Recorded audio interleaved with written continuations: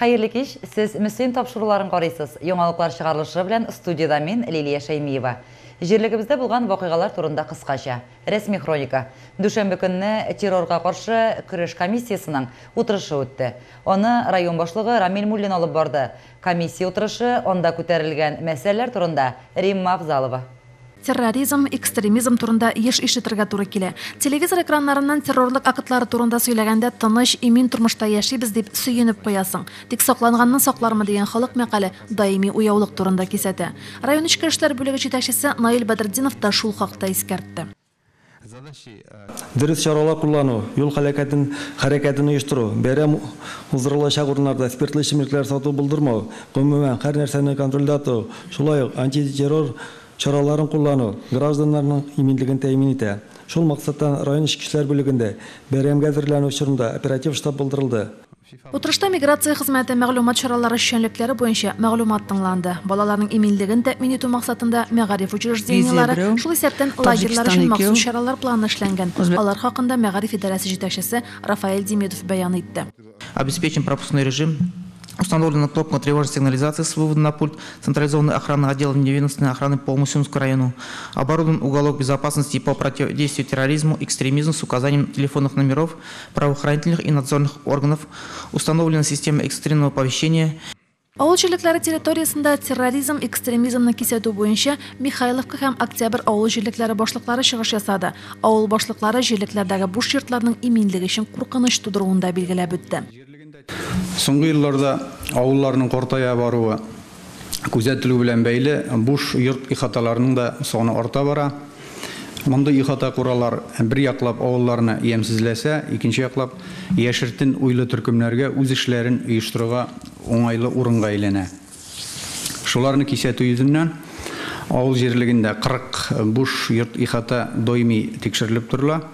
Район башлыгы утырышта катнашучыларны уяу булырга чакырды. Авыл башлыклары үз җирлекләрендә кемнәр яшәве, дин әһелләренең эшчәнлегеннән хәбәрдар булырга тиеш дигән фикерне җиткерде.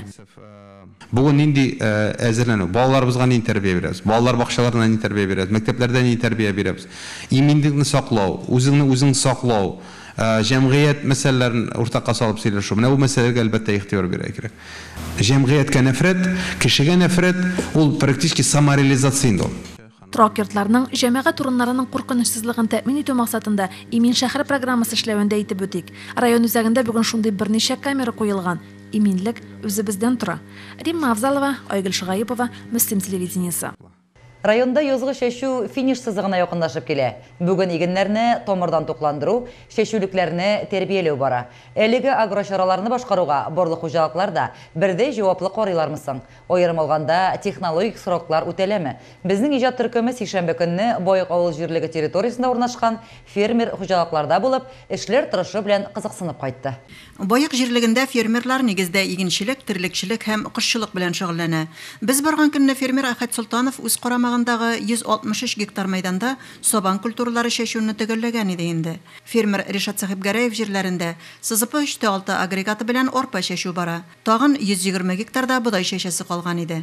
Әмінә Илнар Хамадишин җитәкләгән фермер хуҗалыгында язгы кыр эшләренә әле керешеп кенә киләләр. Аның карамагында 580 гектар җир исәпләнә. Аның 100 гектары күпьеллык үлән басуы, 30 гектарында көзге бодай үсә. Калган мәйданнарның бер генә гектары да көздән эшкәртелмәгән. Без барган көнне басуда бер техникада күрмәдек. Фермер үзе трактор эзләп киткән булып чыкты. Май айы төгәлләнеп килүгә карамастан фермер орлыкчылык инспекциясына анализ өчен шәшүлек материалы китермәгән. Әзерләнгән орлыклары да массовый репродукциялы. Өстәвенә шәшү агротехник сроклардан күпкә соңга кала. Фермер сөт терлекчелеге белән дә шөгыльләнә.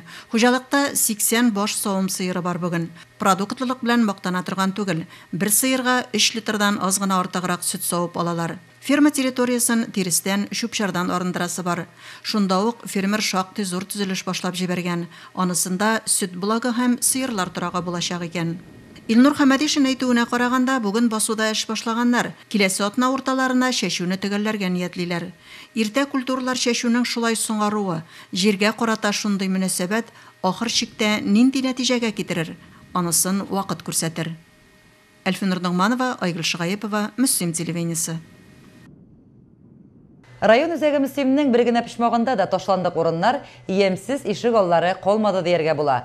Район үзәгендәге катлы йортларның барысында да балалар өчен уен мәйданчыклары, машина кую өчен парковкалар эшләнде. Кооператив урамындагы 227-239 йортлар ишек алдында барган төзекләндерү эшләре турында алдагы сюжеттан карагыз. Кооператив урамындагы әлеге йортлар ишек алдында тулы куәтендә моторлау, төзекләндерү эшләре бара. Бу йортларда яшәүчеләр өчен барлык уңайлыклар да тудырыла. Җәяүләр юлына брусчатка түшәлеп бетеп килә. Җирлегебездәге күп катлы башка йортларның ишек алларыннан аермалы буларак велосипед юлы ясалган, беседкалар куелган. Мотор булды, инде мотор булды, сүздә юк. Брусчатка җәйделәр, асфальтта булды, велосипед белән йөрәчәкбез.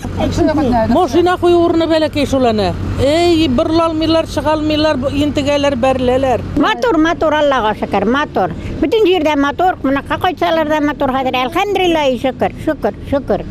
Моторлыйлар. Менә орта канализацияләрендә анау күмсеннәр, анау тәрдә насосы кирип тора. Ишек алларында керелү урыннары да эшләнгән, эскәмияләр, чүп савытларда куелып беткән. Машиналар кую өчен махсус стоянкада булдырылган, тротуарлар ясалган. Бүгенге көндә күп катлы йортлар территориясын яшелләндерү, төзекләндерү эшләре дә төгәлләнү алдында. Әлеге эшләрне башкару өчен федераль бюджеттан 10 миллион сумга якын акча бүлеп бирелде. Ишек алларыбыз моторланды, инде икәде барыбыз да әлеге инде пешерәгә хәзер машиналар куярга да урыннар булды. Менә аныклар кайтса хәзер уен мәйданнары да бар инде. Ишек төпләребездә эскәмбияләр бар, әбиләргә чыгып утырырга инде. Рәхмәт инде бу эшләрне эшләгән кешеләргә, конечно. Әлеге йортларда гомер итүчеләр бик канәгать. Пассат ремонтында кирип йортларыбыз атышланса, бигрәк тә матур булыр иде тирә-юнь диләр алар. Алга таба анысы да хәл ителер әле. Инде булганның кадерен белеп, саклап тотарга гына кирәк. Лилия Шәймиева, Айгөл Шыгаепова, Мөселим телевидениесе.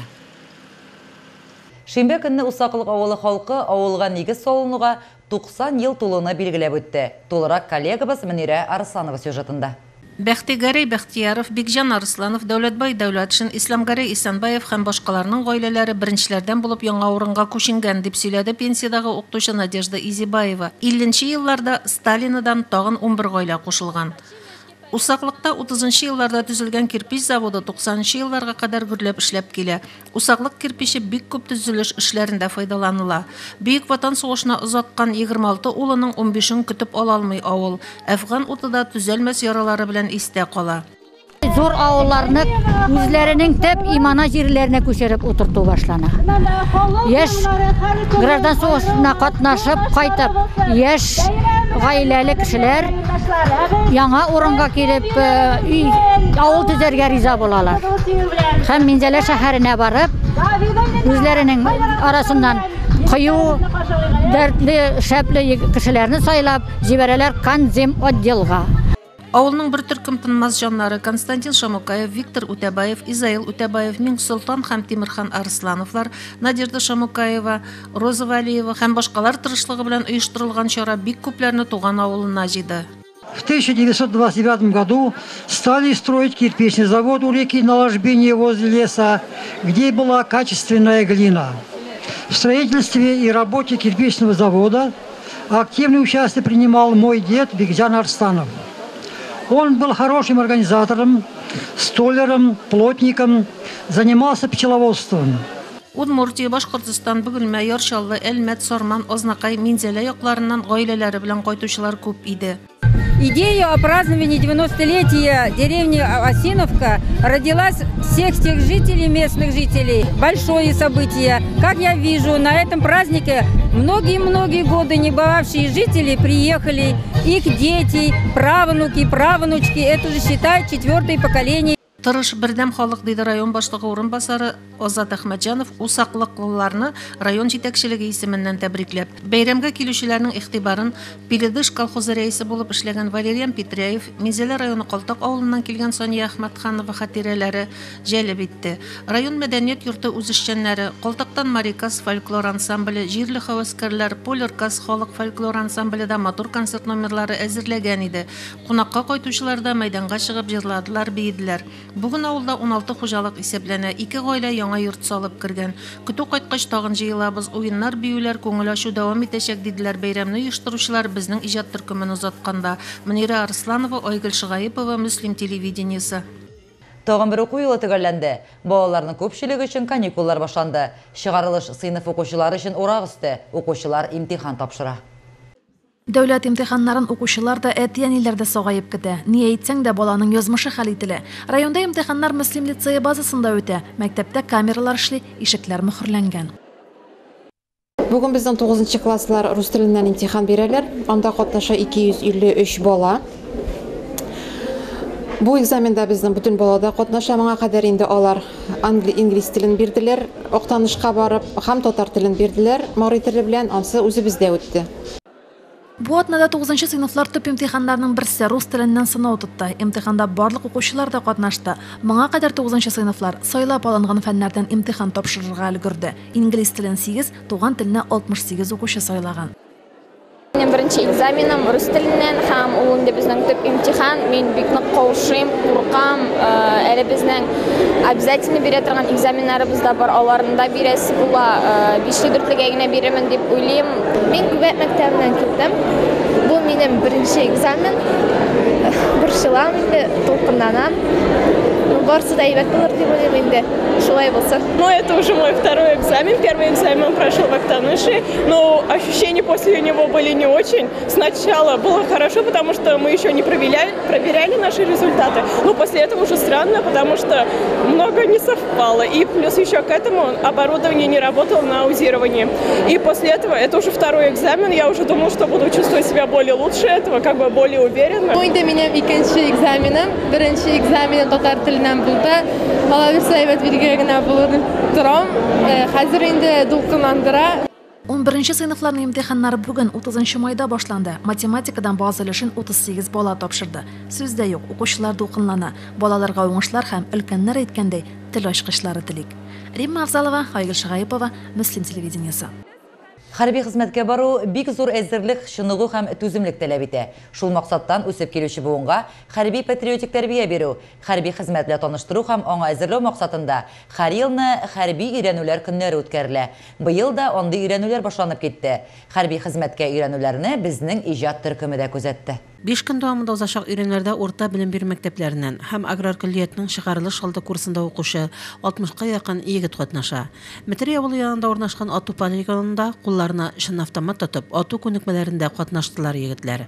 Хәрби өйрәнүләр район мәгариф идарәсе, хәрби комиссариат һәм ДАСАФ оешмасы белән берлектә үткәрелә. Быел уйналарга тоже уңышлар, сәламәт кенә булып өйләренә кайттылар. 3 көн эчендә менә бүген Алтуга килделәр. Иртәгә тагын аларны күнегүләре алачаклар, нормативларны өйләренә Алла bilsa исән-имин кайтарып җибәрәбез. Яңгыр явып торуга да карамастан, егетләрнең һәрберсе шын солдатларча үз вазифаларын башкаруны дәвам итте. Алар 5 көн дәвамында иртәдән алып кичкә кадәр хәрби хезмәттәгечә яшәп, төрле спорт уеннарында, хәрби күнекмәләрдә, 10-гә якын спорт төре буенча ярышларда катнашачак. Өйрәнүләрдә катнашып, хәрби хезмәт авырлыгын үз җилкәләрендә тойган бу егетләр киләчәктә батыр солдатлар булырлар дип ышаныйк. Фәрдә Гантинова, Айгөл Шагайпова, Мөслим телевидениесе.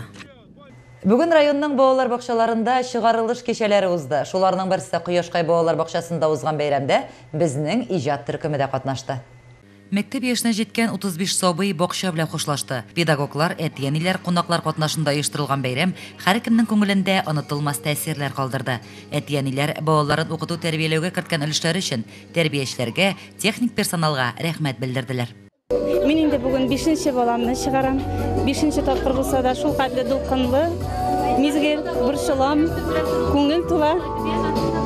Бүген үзебезнең тәрбиячеләребезгә, детсад хезмәткәрләренә бик зур рәхмәт итәсе килә. Безнең балаларны шулай матур итеп чыгарып җибәргәннәренә. Бүген шундый матур тантаналы да әзгенә моңсуда көн. Мин Кояшкай балалар бакчасына бик рәхмәтлемен. Хөрмәтем бик зур Кояшкай балалар бакчасына. Бик күп еллар буе тәрбиячеләр безнең балаларыбызны үстерделәр, тәрбияләделәр, аң белем бирделәр, матур итеп сөйләшергә, кеше белән матур мөгамәләдә булырга өйрәттеләр. Зур рәхмәт аларга.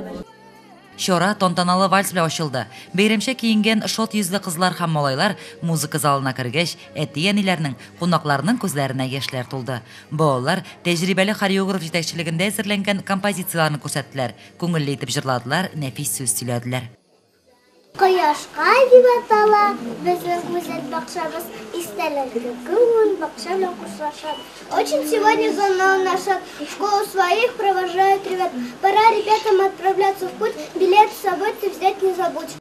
Күңелле дә, шоян да, бераз моңсу да булган чыгарылыш кичәсе булды ул. Алда балаларны зур сынаулар, мәктәп тормышы көтә.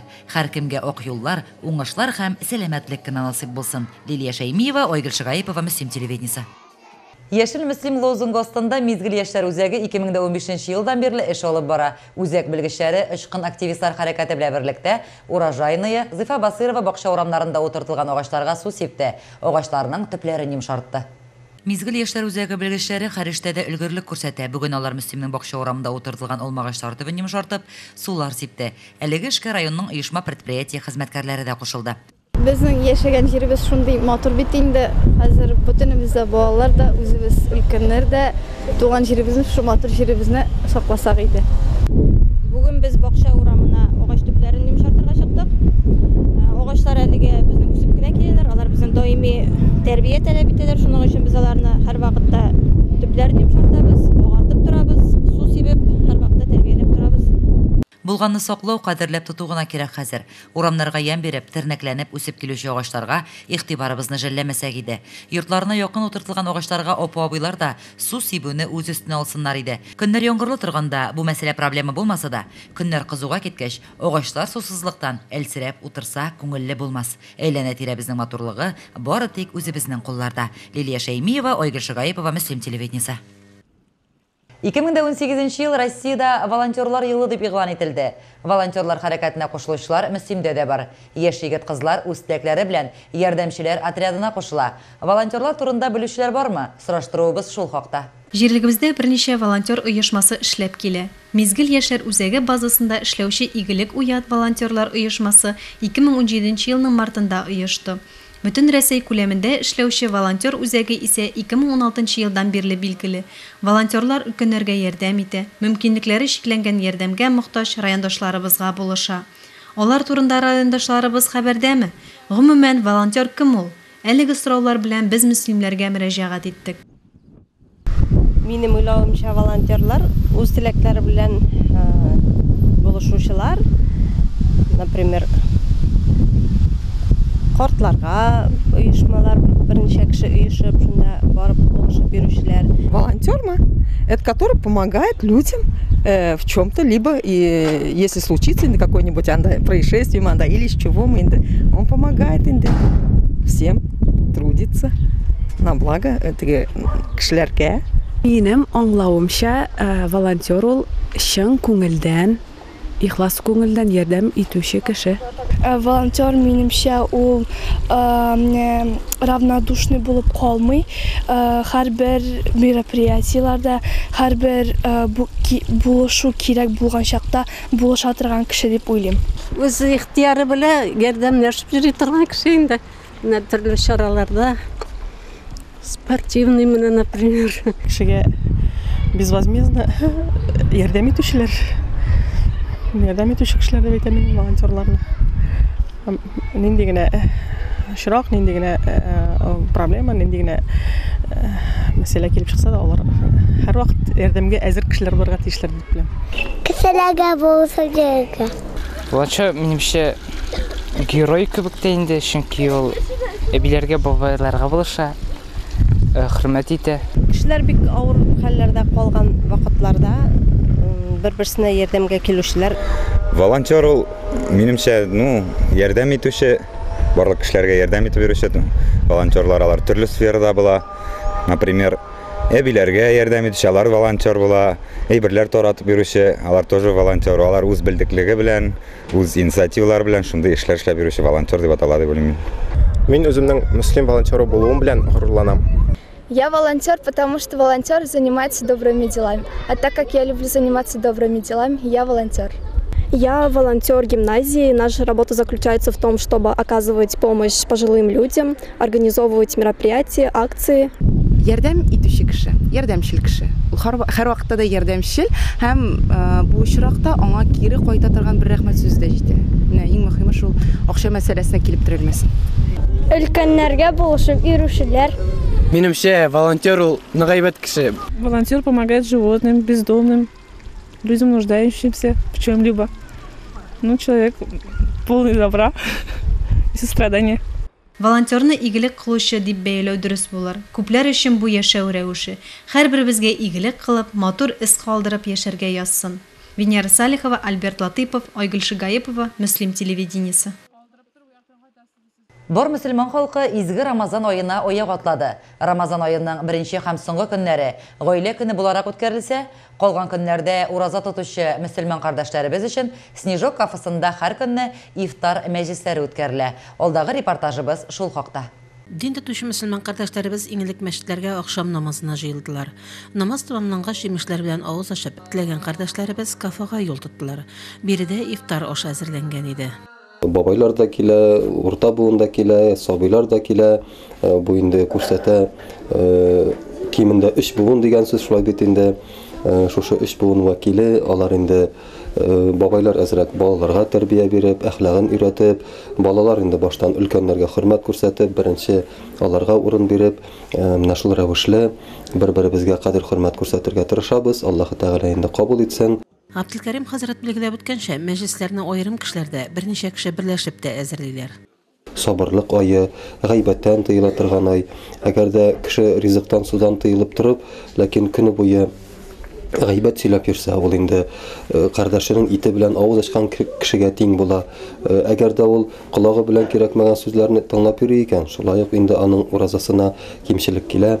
Шуңа күрә менә бөтен яктан да инде матур әхлакка ия булып, гөнаһларыбыздан котылып, гаетләрне бер гөнаһсыз килеш, күп әҗр саваплар туплаган халәттә каршы алырга Аллаһ Раббим һәрберебезгә насыйп әйләсен. Амин. Шулай ук бу көннәрдә мөхтәсибәт тарафыннан сәламәтлекләре шикләнгән кардәшләребезне дә ифтар ашына алып килү оештырылачак. Урында ятучыларга ураза күчтәнешләр илтүдә ниятләнә. Ураза ае мәбәрәк булсын. Фәрдә Гайнтинова, Айгөл Шигаепова, Муслим телевидениесе. Бүгенге шулар, мин Лилия Шәймиева сезнең белән сау булашам. Исән-имин булыгыз.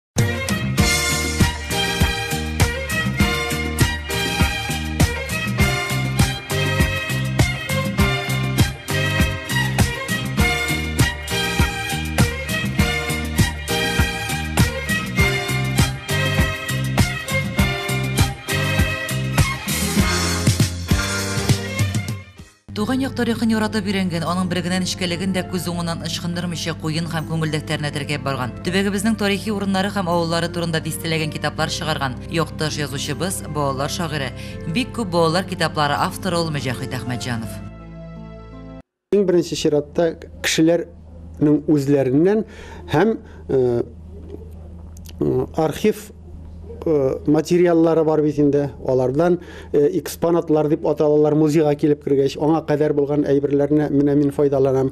Аннан соң документлар тупланып ята торган авыл җирлекләренә барам, музейларга барам, Казан, Уфа архивларында утырганым бар. Туган авылы төреш турында гына да 5 китап язды Мөҗәһит абый. Аларда авыл кешеләре, йортларның шәҗәрәләре дә урын алган. Бу язда исә Мөслимнең Дусай авылы тарихы, топонимнары, тарихи фоторәсемнәр, авыл йортлары, кайбер нәсел шәҗәрәләре, шул авылдан чыккан күренекле һәм кызыклы шәхесләрнең тормыш юллары, эшчәнлекләре, иҗатлары яктыртылган данлы Дусай исемендәге китап дөнья күрде. Бу инде күләмлегенә, матур гына килеп чыкты бу китап. Анда bütün авылның кешесенең йортларының диярлек шәҗәрәләре бар, матур урыннары бар, төсле кушымталар белән бирергә тырыштык. Бүгенге көндә китапны бик яратып алалар, сорыйлар һәм кызыксынып укыйлар. Мөҗәһит Әхмәтҗанов җаваплы һәм авыр, шактый изләнүләр таләп итүче бу эшне тәмин белеп кенә яратып башкара. Кеше үзе гомер кичергән авыл яисә төбәк аның күз алдында, уч төбендә дигәндәй. Вакытны һәм көчне кызганмыйча, үткәннәрдә казынып, тапкан мәгълүматларны, белгәннәрне киләчәк буынга җиткерү шактый саллы хезмәт бит ул. Туган якны өйрәнүне мин мәктәп елларында, үзем мәктәп директоры булып эшләгән вакытта башладым, чөнки безнең районыбызда бердән-бер иң көчле, иң әйбәт Нурдида апа Галиевна тарафыннан төзелгән музеебыз бар иде. Җирлегебездәге музейга нигез салучылар нәкъ менә Мөҗахит Әхмәтҗанов белән Наис Гамбәрнең исемнәрен атыйлар. Ул музей бик начар халәттә тора башлагачтан без музейны Наис Гамбәр белән бергәләп уйлаштык та, тулысы белән диярлек, бөтен экспонатлары белән менә шушы музейның күршесендәге агач йортка район музее итеп күчердек. Менә шуннан безнең эш башланды. Алар үзләренең эшләрен матурлау, бизәү эшләре белән шөгыльләнделәр. Ә мин укучылар белән инде музейга материаллар туплау эшен башлап җибәрдем. Мөслимнең туган як музеена кергән һәр көн әсәрләнеп чыга. Музейның залын бизәгән җанлы фотолар бер генә кешене дә битараф калдыра алмас. Мин бик яшьли 4-5 сыйныфтан смена фотоаппараты белән фотоларга төшерә башлаганым. Ул вакытта инде каралы, аклы фотолар, бүгенге кебек кыйммәтле, сыйфатлы фотолар түгел иде. Шул гомердән бирле минем фотографиядан һәм фотолардан, фотоаппараттан аерылганым юк. Бик матур урман фонында кыргый хайваннар белән куелган экспонатта Турышның тәпәклек урманы. Залны бизәгән калган фотолар да Мөҗахит абыйның зурайтып эшләтелгән фотолары. Менә бу фотодагы урман безнең тәпәклек урманы. Мин фотоларны төшергәчтен югалтмадым, җыеп бардым бит. Музейга да бирдем. Шуннан инде сайлап алганнар, мондагы фотоларның күбесе минем фотолар зурайтылып эшләнгән. Үземә бу горурлык инде. Монда кергән һәрбер кеше Мөҗахит Әхмәтҗанов фотосы дигән әйберне таба алмыйлар, билгеле. Мин аныкларны алып килеп монда, менә монысы минем фото, монысы минем фото, монысы Турыш фотосы дип, монысы Мөслим фотосы дип сөйләп чыкканым бар. Мөҗахит абыйның үзенең ихатасында да шәхси музее бар. Анда аның бабасы, бабаларының бабаларыннан калган истәлекле әйберләр кадерле ядкар итеп саклана. Аннан соң мин кино белән дә шөгыльләндем. Минем кино кадрларым бик күп. Аерым ленталарны әле һаман да саклыйм мин, кирәге чыгар дип. Һәм сораган бер җиргә, сорамаган урыннарга да үземнең фотоларымны пейзажлар бигрәк тә бит матур күренәләр теләсә кемгә аларны тәкъдим итәм. Әлдән әле аны концертларда хәзер кулланалар. Менә монда мәсәлән үзебезнең Турыш авылындагы Тирән Чокыр, бу иң матур авылларыбыз, урыннарыбызның берсе Турыштагы. Ә монысы безнең ындыр артында гына шундый матур көзге табигать. Бүгенге көндә Мөҗахит абый комсомолның һәм Татарстанның 100 еллыгына багышланган китап өстендә эшли. Шушы елның октябрь аенда бу китап дөнья күрер дип көтәбез. Кирәкле материаллар инде тупланып та беткән. Гомумән мин авыллар тарихын, оешмалар тарихын, ансамбльләр яисә башка шундый кызыклы эшләрнең тарихын язудан үземә ләззәт табам. Чөнки бу эш бүген бар, ә иртәгә аны кемнәрдер бик белмәскә дә мөмкиннәр. Бу Мөслимебездә һәрбер вакыйганы энә күзеннән үткәреп, җентекләп өйрәнүче, еллар буена мәгълүмат туплап, соңыннан аларны үзенең иҗатында, китапларында кулланган кеше ул Мөҗахит Әхмәтҗанов. Хезмәтемне ниндидер мәгълүмат туплау белән генә чиклисем килмәде. Оешмалар, авыллар турында язылган китапларга тукталсак, белгәннәрне, инде онытылган, ләкин хәтер почмагында сакланган шул елларның вакыйгаларын башкалар белән дә бүлешәсе килү теләге белән туган иҗат җимешләре аларды ул. Үзебезнең Турыш авылы турында 4-5 китап чыгардым. Андагы кешеләр турында, андагы авыл йортлары турында, йортларның шәҗәрәләрен барлап язарга тырыштым. Фото телсез булса да бик күп әйбер турында сөйлиде Мөҗахит абый. Бу шулайдыр. Аның фотосурәтләре дә, язмалары да, китаплары, фәнни эшләре дә үткәннән киләчәккә сәлам бирә төсле.